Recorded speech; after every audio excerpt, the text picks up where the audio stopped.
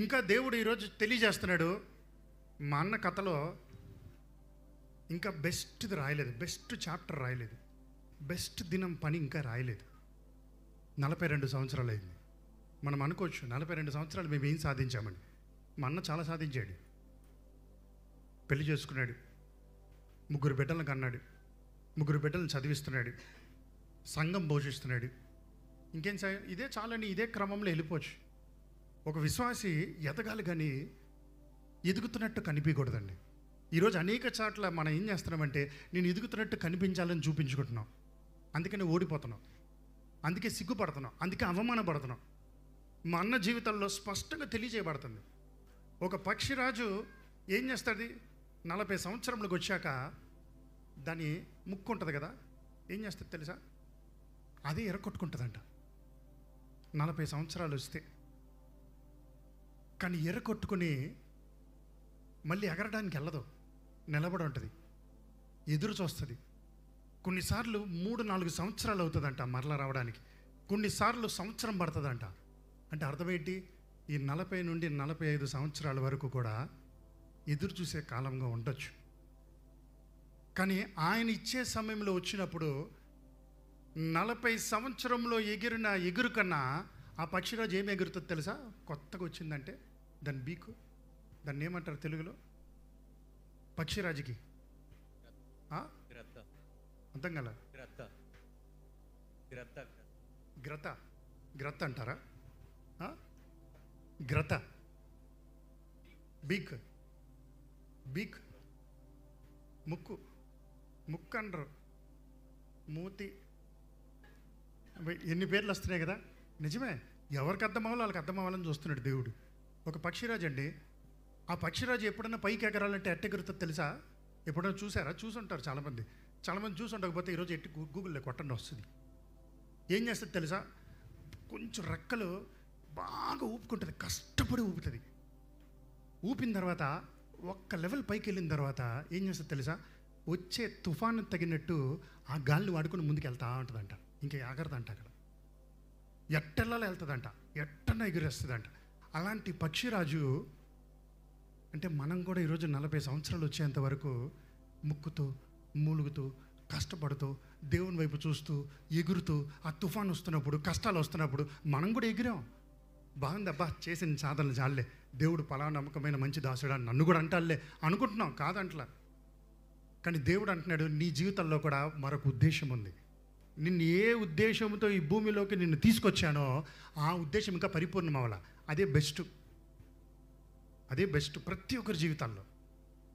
అది చేయడానికి నేను చెప్పిన మాట కొరకు ఎదురు చూడు. ఎందుకంటే మనుషుడు చేస్తున్న క్రియ మనుషుడి చేతులతో జరిగేది, దేవుని చేస్తున్న క్రియ ఆయన హస్తాలతో జరిగేది, ఆయన బాహుతో జరిగేది, ఆయన శక్తితో జరిగేది, ఆయన అధికారంతో జరిగేది, ఆయన నామముతో జరిగేది. కాబట్టి ఆయన ఏం చేస్తాడంటే ఎదురు చూస్తూ ఉంటాడండి.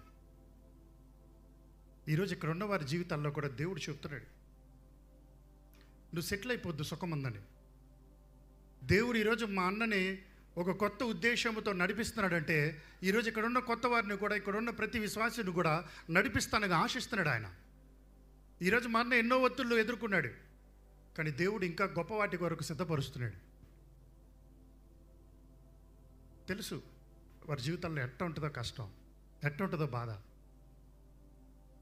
ఆయన ఎప్పుడు కూడా, ఇప్పుడు కాదు, సేవకు వచ్చిన తర్వాత కాదు, నన్ను ఆదరించినప్పుడు కాదు, నన్ను ఆదరిస్తానికి ముందున్నప్పుడు నా గురించి ఎక్కువ ఆలోచించేవాడు. ఆ ప్రేమను ఎలా చూపిస్తాడంటే కోపంతో చూపిస్తాడనమాట, ఉక్రోషంతో చూపిస్తాడనమాట, మూర్ఖత్వంతో చూపిస్తాడనమాట, మొండితనంతో చూపిస్తాడనమాట. అదే నన్ను బాగు చేసింది. బాగా అర్థం చేసుకుందాం. నాకు ఆ రోజు అర్థం కాల. నేను సేవకి వెళ్ళాల్సి వచ్చినప్పుడు 2019 సంవత్సరం నేను కంపెనీ మూసేసి ఇంట్లో కూర్చొని నా సహోదరులందరినీ మేపుతూ కూర్చుంటే 3 ఆడపిల్లలు పెట్టుకుని ఏంట్రా నువ్వు చేస్తున్నావు అని మంచిగా మాట్లాడుంటే బాగుండేదని నేను అనుకున్నా ఆ రోజు. కానీ ఆయన ఎలా చూపించాడంటే నువ్వు చేసేది సరికాదురా, నువ్వు ఇంటి జెలిపరా అన్నాడు. నేను కొడతానికి వెళ్ళాను ఆయన్ని. ఫస్ట్ టైం నా జీవితంలో ఆయన్ని కొడతాం. ఆయన దగ్గర దెబ్బలు తిన్నా చిన్నప్పుడు. ఆచా మా అన్నే కదా, బయట రోడ్లోకి వెళ్తే ఎవరినైనా కొట్టేవాడిని, ఆయన మాత్రం కొడితే అన్నే కదా కొడితే పోతాడులే, ఎందుకు వచ్చిన గొడవలే అనుకుని గమ్మున ఉండేవా. కానీ ఆ రోజు నాకు అర్థమే కాల. దేవుడు ఎలా ఒక వ్యక్తిని వాడుకుంటాడో అర్థం చేసుకోండి. మన జీవితాన్ని దిద్దడానికి మనకు ఇష్టం ఉండదు. మనకి చెప్పే వాళ్ళు ఉంటే మనకు అస్సలు ఇష్టం ఉండదు. నువ్వు చెప్తే నేను చేసేది ఏంటి? ఈగో, అహంకారం. ఆ ఈగోని దేవుని సన్నిధిలో నువ్వు దినత్వంగా మారుస్తే గొప్ప కార్యాలు చూపిస్తాడండి. ఒక వ్యక్తి దేవుడు వాడుకుంటే ఎలా ఆత్మలు సంపాదిస్తారో దేవుడు ఇక్కడ తెలియజేస్తూనే ఉన్నాడు. ఈ జీవితము దేవుడిచ్చింది. ఏంద్రా ఈయన బర్త్డే వాక్యం అని చెప్పుకుంటే ఏదో జీవితం గురించి చెప్తున్నాడు అంటారేంటో. అవును, వాక్యము మన అన్నను ఆశీర్వదిస్తాం మాత్రం కాదు, సంఘాన్ని పురుకొల్పిస్తానికి. ఆయన జీవితం చూస్తున్నప్పుడు దేవుడు వారి పట్ల ఎంత నమ్మకంగా ఉన్నాడో, ఆయన బహుమానాలు విధేయత ద్వారా ఎలా సంపాదించుకుంటూ వచ్చారో, దేవుడు సాధారణమైన వ్యక్తుల్ని గొప్ప కార్యాల కొరకు ఎలా వాడుకుని నిలబెడతాడో తెలియజేస్తున్నాడు. ఈరోజు ఇక్కడికి వచ్చిన వారిని కూడా దేవుడు పిలుస్తున్నాడు, ఆయన కుటుంబంలోకి పిలుస్తున్నాడు. ఈ జీవితము నువ్వు జీవిస్తున్నప్పుడు సంఘంలో ఉన్న వారిని ఆదరిస్తానికి ఉపయోగించండి. నువ్వు కష్టంతోనే వచ్చావు కాదంటలేదు, నీ జీవితంలో ఒక కొరతే ఉంది. నీ పరిస్థితిని మర్చిపోవడానికి నువ్వు సంఘంలోకి వచ్చావని నువ్వు తెలుసుకున్న రోజు నీ జీవితానికి ఆదరణ దొరుకుతుంది. నీ జీవితంలో ఒక శ్రమ ఉన్నప్పుడు, ఒక కష్టం ఉన్నప్పుడు, ఒక వ్యాధి ఉన్నప్పుడు, ఒక అనారోగ్యం ఉన్నప్పుడు, దేవుడు ఎట్టి రీతిగా నిన్ను బాగు చేశాడో నువ్వు గుర్తించి ముందుకు నడుస్తూ ఉన్నప్పుడు నిజమైన కార్యాలు దేవుడు మన జీవితాల్లో చేస్తూ ఉంటాడండి. ఆయన జీవితం చూపిస్తూనే ఉంది.